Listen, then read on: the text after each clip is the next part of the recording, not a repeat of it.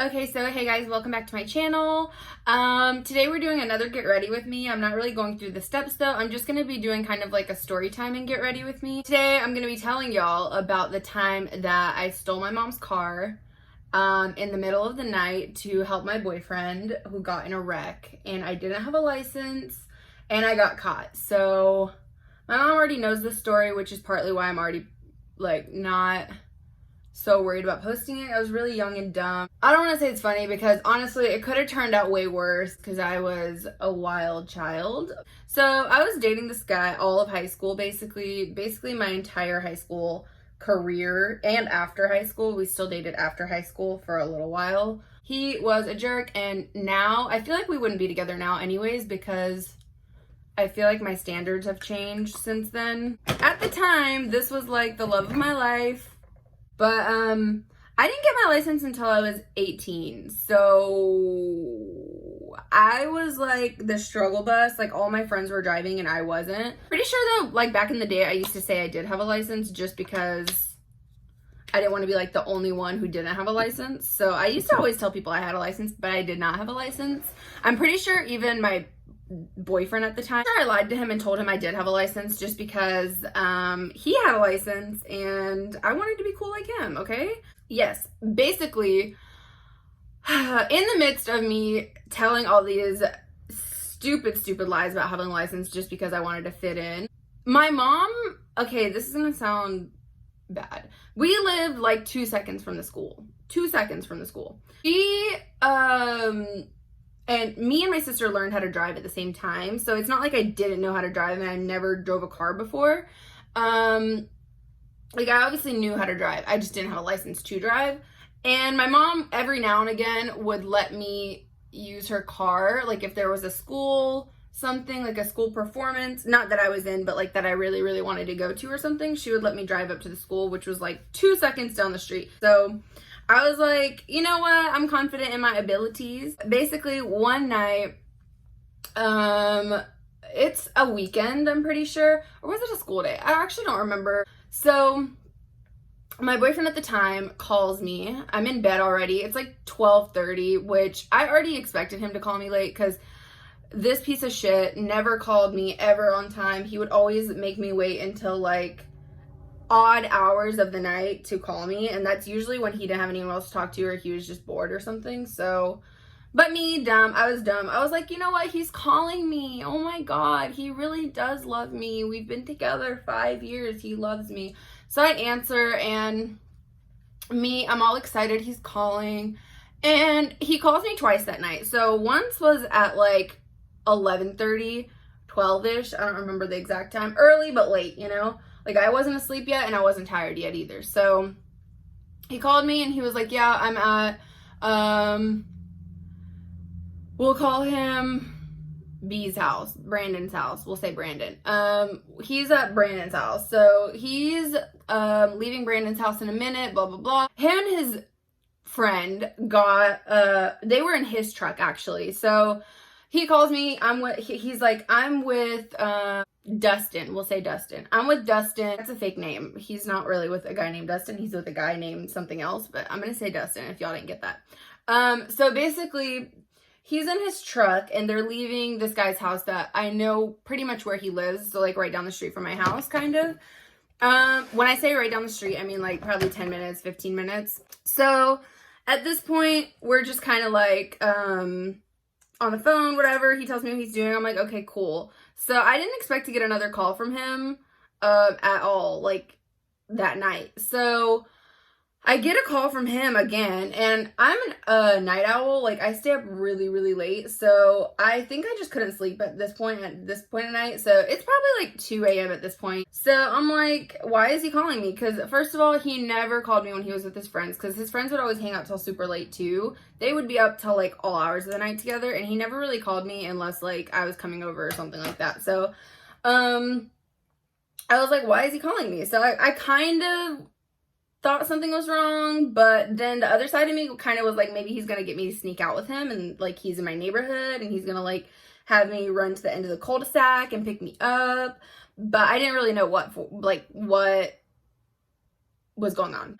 He calls me And I answered the phone, and I'm like, in my sleepy voice, I'm like, you woke me up. Even though I was literally like wide awake as soon as I saw his name pop up on my phone. He sounded panicked, which got me kind of like out of my okay, let's stop being cute face, because I like really cared about him at this point. And let me add this in real quick. He was heavily on drugs at the time. He had issues, which thank God now he's like resolved and is doing much better, so good for him. But at the time he had like drug issues, whatever, and he was already kind of in a lot of trouble with his parents and stuff like that. So that's another reason. So basically he was off drugs, Xanax, and his friend was too, I'm guessing. They ended up flipping his friend's truck, in the middle of the road, going down kind of like this narrow road, going down a hill. And I was like, when I heard that, y'all, I was like, oh my God, girlfriend mode. And so I was just like, I don't know, I'm just so dumb sometimes. But I was, instead of being like, okay, call your mom, okay, call 911, which he probably couldn't have called 911 anyways. He was in a lot of trouble at the time. They probably would have put him in jail and drug tested him and all that stuff. So that's probably why he didn't call his parents. So, and he probably knew I was like a dumb bitch at the time. So that's how he knew to call me.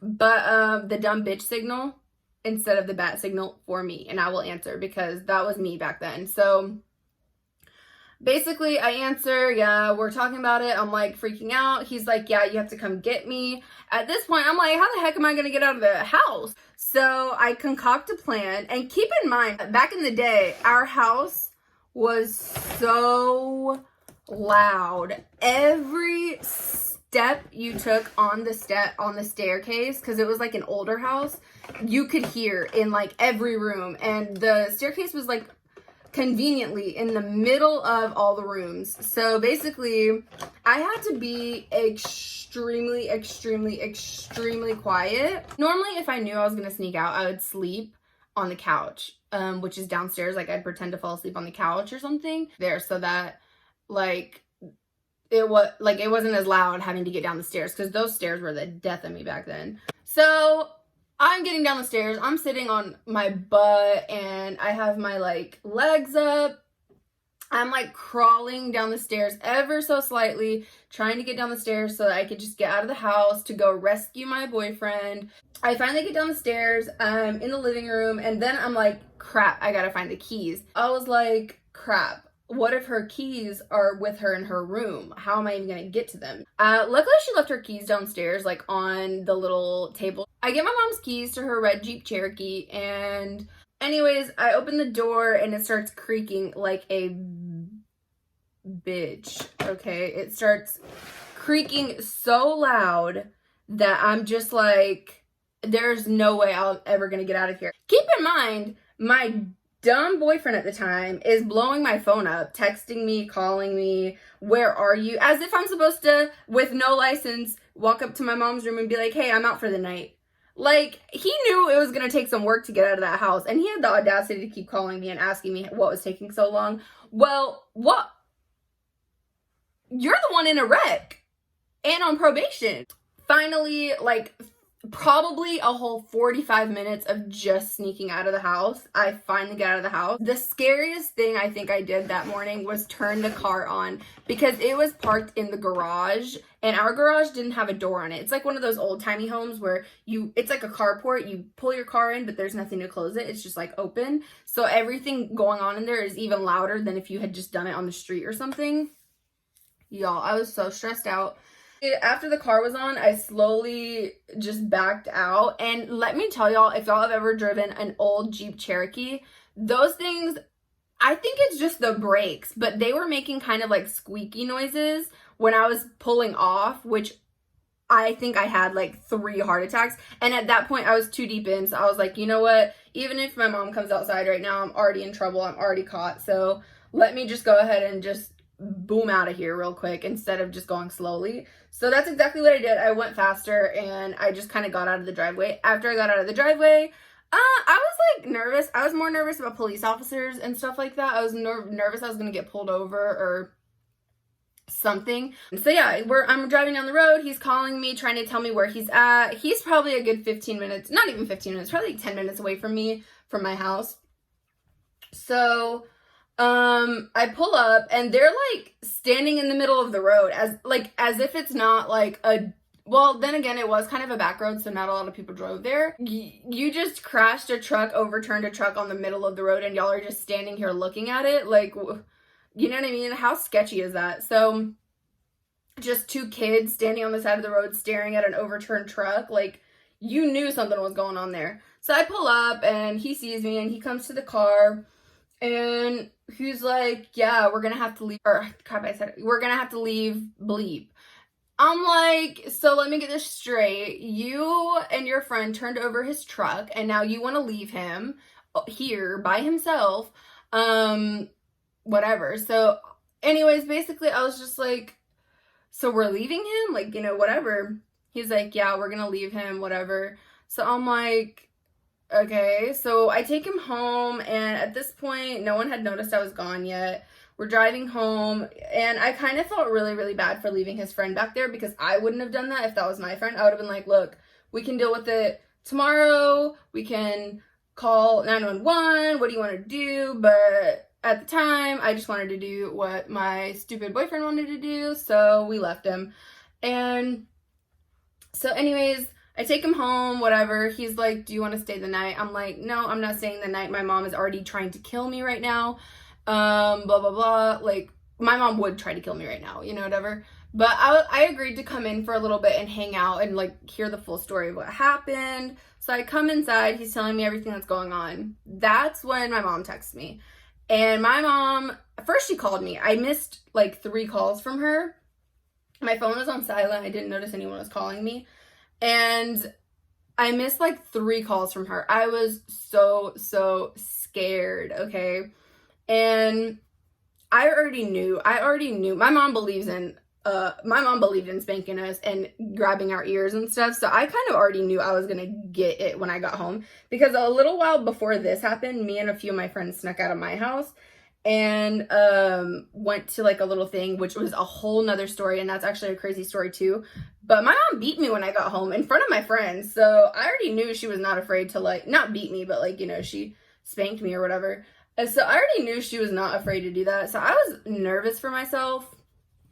But that made me not want to go home even more, because I was just like, dang, I'm going to get in so much trouble. So I'm telling him about it. I'm like, my mom is texting me. She's blowing me up. And this is how I knew he was trash, okay? Still stayed with him after this, but this is how I knew he was trash. Because instead of, like, offering to, like, talk to my mom or make things right, or, like, anything like that, like, oh, you need to go right now, it'll be less bad if you leave right now, any kind of good form of advice, he was telling me, he was like, well, you're already gonna get in trouble when you get home. You're already gonna be in trouble when you get home. You might as well just stay over. When I tell y'all, I mean, at the time, I probably didn't think anything of it. I was probably like, oh my God, he really wants me to stay. He really loves me. But now that I look back on it, I'm like, dang, if he could have gave me any worse advice, I would have gotten killed when I got home. So I got my senses together. This is like an hour after, because I kind of stalled for like an hour because I really did not want to have to go home and face my mom. So this is like an hour after all this happened. And finally I was like, okay, I'm going to go home.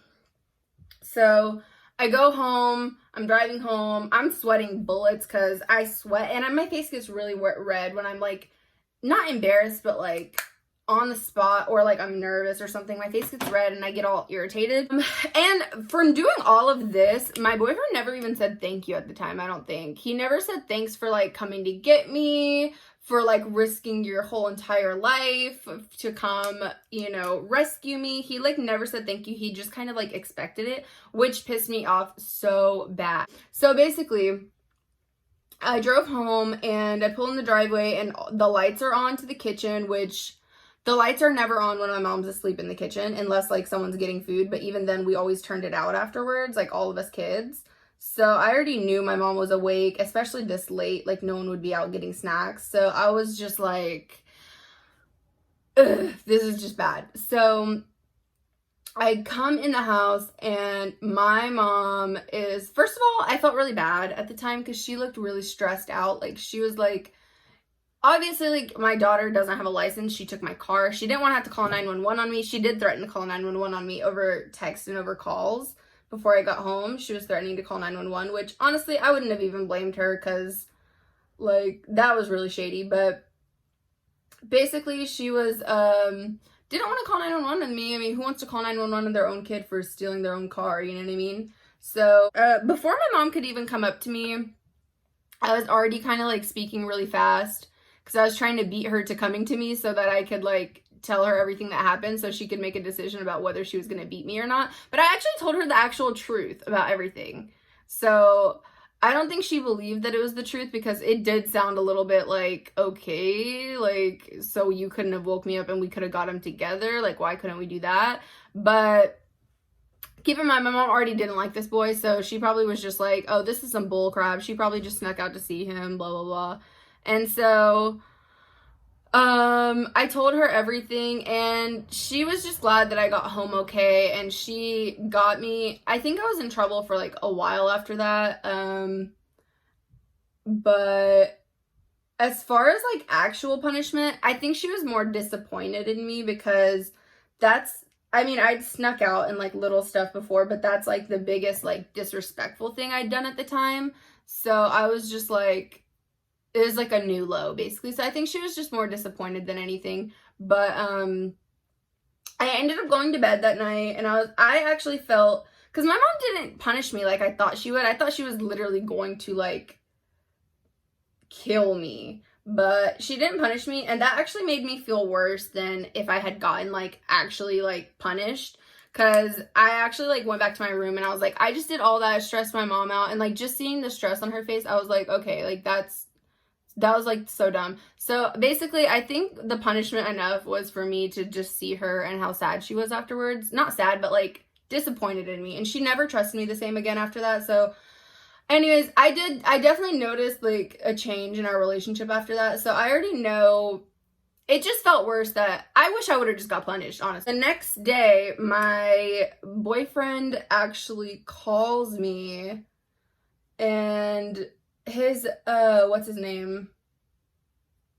His friend ended up getting his truck rolled back over the night before or something like that, and he got it somewhat home. Like, he was able to drive it, like, a little quarter ways down to, my ex's house at the time, and he ended up just parking, like, he went into a ditch a little bit and parked it there, so it didn't look as, like, oh, it flipped over on the side of the road, what were they doing? Because obviously they were both on drugs.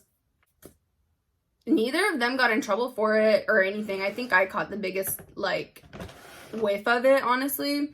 Oh, no. I think later on his parents did find out, but not while I was, like, I don't recall that, so I'm not going to speak too much about it because I don't really know about that part of it. But yeah, you guys, that's like one of the craziest things I've done in my youth. But, and I say in my youth, but like I'm still young, but that at the time was like something that very out of character for me.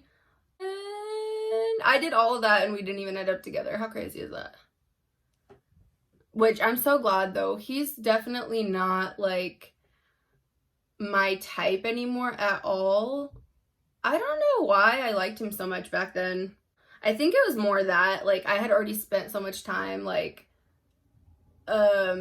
infatuated with him that I was just like, you know what, we're gonna end up together. And then as the years went on, I would always just make excuses like, okay, we've already been together 3 years. I can handle another, like, disappointment, blah blah blah. Honestly, if someone's not right for you, they're not going to be right for you in the future either. So if I could do one thing, I would go back in time and not date him, because I wish I could have just dated him for some of the heartbreak and not like all of it, because I feel like I wasted so many good years on that when I could have just been having fun and not worried about having a boyfriend and all that stuff. So definitely something I think about from time to time. Yeah. That's the time I stole my mom's car and got caught and saved/rescued my boyfriend off the side of the road and didn't get a thank you.